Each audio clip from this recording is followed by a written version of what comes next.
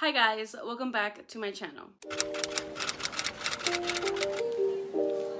So for today's video, I'm going to be doing my August wrap-up. First book that I read in the last half of August was Captured by the Alpha by Lillian Carlisle. Listen, I'm gonna be real with y'all. I don't remember anything about this book. When I was writing down my notes for this wrap-up, I couldn't think of anything to say. I must have enjoyed it because I gave it 3 stars. Pretty average rating. If you like Omegaverse, all of that good stuff, the nodding, the possessive, obsessive, alpha heroes, go ahead and read it. It's a smutty good old time. I can't tell you anything but that because I don't remember anything else. Moving on, second book that I read in the last half of August was Trapped with the Alpha by Lillian Carlisle as well. This one I gave 3 stars. This one I actually do remember. I remember that the hero and the heroine are trapped in the hero's cabin. They get snowed in. Our heroine is presenting as a beta and she is currently like in school, and then she ends up presenting as an omega, and her horrible parents take her to this school, which is really not a school for omegas, and they treat her horribly. There's a lot of content warnings, trigger warnings for this one, so make sure you check those out before you pick up any of these books. And yeah, she's going through it. She ends up being able to escape. She is escaping through the snow. She finds this cabin, passes out at the front door. The hero hears it. The hero is like secluded, grumpy mountain man alpha. So I really liked this one. I actually liked it more than the first one. So maybe the first one was like a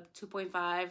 And then the second one was more of a 3-star. I really enjoyed it. So the third book I read was The Gods Only Know by Rory L. Scott. I actually did a whole reading vlog for this book. I will link it up in the cards for you guys to check out. I gave this book 5 stars. It was absolutely amazing. So if you want to see me squeal, scream, tee-hee about this book, then go ahead and check out that reading vlog. I had so much fun filming it. Then fourth book that I read was Baby Moon and Bust by Ava Hunter. I actually own the physical copy of this book, but I already sat down. I should have fucking grabbed the books that I actually own for this video, but you know what? It's fine. Anyways, here's the picture. Gorgeous, lovely. I had to buy it, but I will not be going into this book too much. I kind of will just give you kind of the synopsis. Stay tuned for a summer romances reading vlog. It should be up this week or Monday of next week. I don't know. The video is at like 2 hours right now, and I haven't started editing yet, so we'll see. I will try to get it up by Friday. If not Friday, then Monday for sure. But yes, I read Baby Moon or Bust by Ava Hunter. This book is about our main heroine, Tessa. I think that the hero calls her Tessie though. Wow, I'm really already forgetting character names. Not surprised. But I will say that I did love this book. I had so much fun reading it. We have a grumpy mountain man hero, and we have a very sunshine, cute, heel-wearing heroine, which I love. She's a boss bitch. She does struggle with her work ethic because she is too much at work, but she has a one-night stand with our hero. She ends up being pregnant, unable to contact him, but he finds out 6 months later and he crashes her baby moon. Some of the book takes place in Alaska and some other time of the book takes place in Mexico. So it was very much giving vacation vibes, and I absolutely loved it. I loved her hero, I loved her heroine,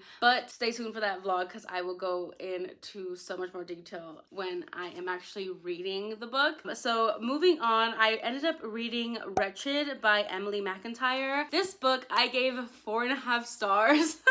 I loved it so much. Like, it was so good. I was kind of shook that I loved it as much as I did. But we have our heroine Evelina and our hero Nicholas. So Nicholas is a DEA agent and he has to go undercover into Evelina's family. Evelina is from an Irish mafia. They produce this drug called, I believe, Flying Monkeys. This one is not a retelling, but it is based off The Wizard of Oz, which I've never watched. I know some stuff, but I've never watched it, and it didn't deter my enjoyment of this book. It was so good. I don't know if I said this already, but I gave it 4.5 stars. Like, that's how much I loved it. It is my second favorite so far in the series, but we do have our hero who has to go undercover, but our hero and our heroine actually meet before he goes undercover as his like one last night before he does go into the job, and they have an explosive night together. Like, the banter, the chemistry, the sexual tension, it was all there. I ate it up. I read this book so fast because because it was so good. It is definitely forbidden just because our hero is an undercover cop and our heroine is part of this drug running family.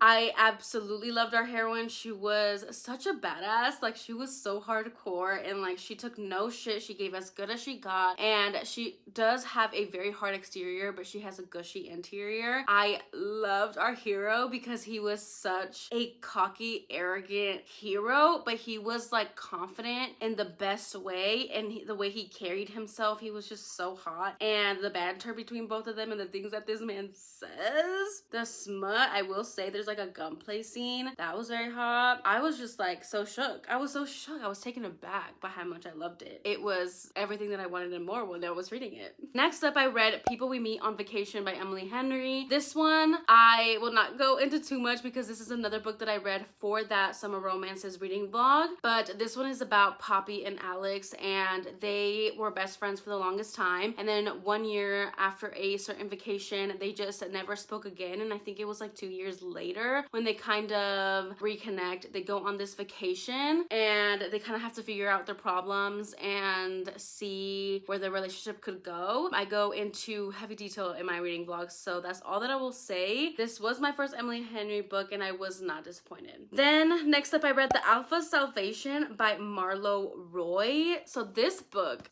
took me by surprise. Okay, I gave this book 4 stars because I truly did love it. Don't usually read Omegaverse books because I haven't found one that I've actually loved. Some of them are mostly like over the top novella length. I think this one is a little bit more than 200 and something pages, and it was just so different than what I thought it was gonna be because I went into this blind. I saw my friend on Instagram talking about it. She had read like the 3rd book in the series, and I was just like, well, that's the 3rd book. I have to obviously read the 1st book first. So this is the 1st book in the series, and these are the only books that this author has, which I'm so shook. She needs to get a move on and get me more, because I mean, honestly though, I haven't read the 3rd one, so let me show. The premise is that there was an apocalypse. Okay, so this is like post-apocalyptic dark Omegaverse romance. Like, come on, if that doesn't already fucking sell you, then I don't know. But yeah, so during this apocalypse, after something happens and like the world goes to shit, the humans who do survive, their bodies kind of go through this transformation, which is basically classifying you as either an omega, a beta, or an alpha. So our hero, he was before the apocalypse and he turned out to be an alpha, and he is an older hero, so there is an age gap here. I do believe that Kess was born after the apocalypse, and so Kess, when she first presented as an omega, she got smelled by an alpha and instantly got claimed against her will, essentially. There's a lot of like body betrayal here because their bodies react to alphas, and that's how they form these connections, I guess. But yeah, so she was in this relationship with this alpha and it was very abusive, and she ends up being able to escape. She finds this village where she's able to stay, and she becomes like a teacher for like the pups of the village. She's not treated very well. People really ignore her. She rarely has anything to eat, but she loves these children and she doesn't want to be discovered as an omega. She's been hiding it until our hero and his pack comes strolling through, and he smells her and instantly claims her, but like in a good way, like not like the first time. And she's very hesitant, but I loved the writing and the way that the author was able to connect these characters and actually make me believe in their relationship and not just have it be like pheromones. And I really enjoyed how the hero does take his time with the heroine and tries to give her everything. Like, this relationship with Hunt and Kess was like they were fated to each other. Like, they were perfect. They connected and they came together perfectly, and I believed it and I loved it and I ate it up. I read it so fast. I was just like, yeah, this is what I've always wanted in an Omegaverse. Like, I loved it. 4 stars. Next up, I ended up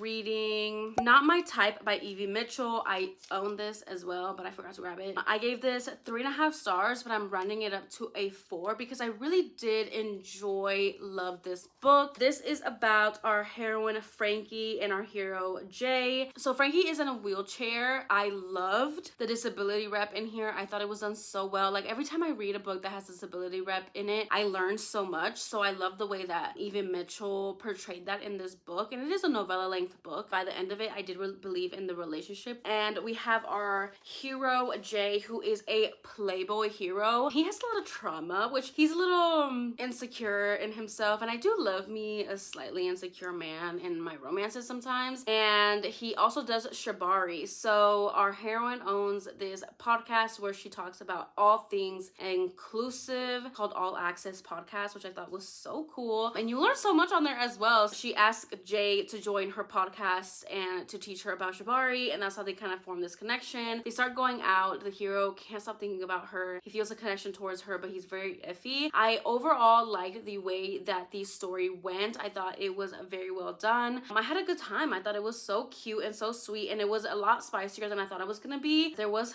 a third act breakup, but I didn't mind it. There was a grovel at the end that I appreciated. So overall, 3.5 stars. I rated it up to a 4. Then I ended up reading Dear Hattie by Cassie Mint. I gave this one 3 stars. I believe our hero and a heroine work at the same company, but they are more like rivals at work, and they kind of pick at each other. They always like banter back and forth, getting under each other's skin until it finally explodes. They enter this like enemies with benefits, and then they kind of communicate, and then they have their HEA. It was really cute for what it was. I liked the connection to her other previous novellas, and I thought it was well done. I enjoyed my time with it, so I gave it 3 stars. Then I ended up reading The Alpha's Seduction by Marlowe Roy. This is the second book in Marlowe Roy's Omega Verse series. I know it's probably called something completely different, but that's what I'm calling it. This one I loved even more than the first one. I gave this one 4.5 stars.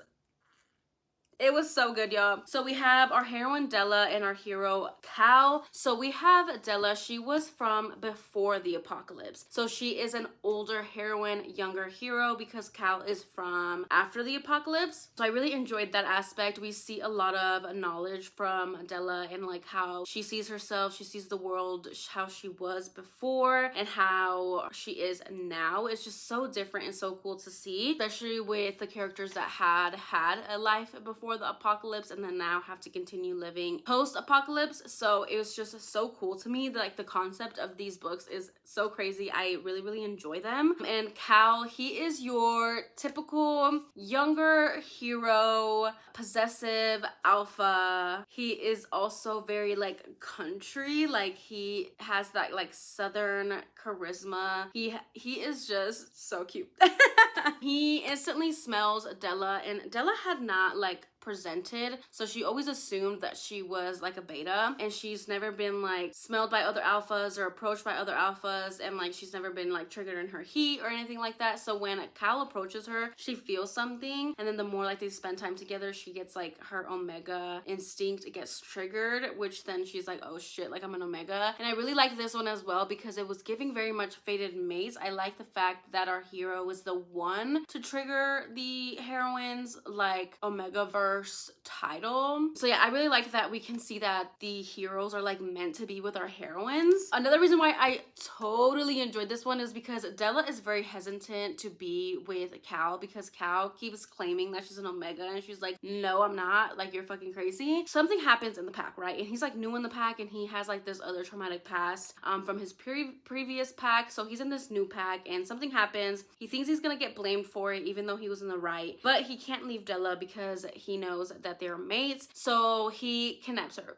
And he takes her to this cave. So if you like kidnapping, forced proximity, cave, post-apocalyptic, Omegaverse, this is for you because it was hot, it was steamy. There was also so much emotional connection, like the way that they had these conversations and the banter back and forth, and just the charisma from the hero was just so fun. I just loved it so much. I love me a kidnapping romance. What can I say? I love the hero that he provides and looks out for his mate. I love Fated Mates. I just loved it so much, and it was so hot. So I truly really did love it. I gave it 4.5 stars. I will say I wish I could own these books, but I low-key hate the covers. Like I'm going to petition. I'm gonna petition for alternate covers for these because it's honestly a crime that I can't own these because the covers are just not for me, you know? Anyways, I loved it. I can't wait to read the third book in this series. Last book that I read in the month of August was Ever After Always by Chloe Leese. I can't talk about this one because this one is part of my summer romances. Stay tuned again for that reading vlog. I had so much fun filming it. This is the third book in Chloe Leese's Bergman Brother series. I have been loving this series so much. I loved the first book, I loved the second book, and I possibly loved the third book. It is a marriage in trouble, which is one of my favorite tropes of all time. There's a lot of groveling. If you guys want to see my full in-depth thoughts, video coming soon. Those were all of the books that I read in the last half of August. Let me know what your favorite book of August was. I would love to know. And if you don't want to comment any of that, then go ahead and comment a wolf emoji down below in the comments for the MARLOWE series. Again, thank you guys so much for watching. Don't forget to like, comment, and subscribe, and I will see you guys in my next one. Bye, guys.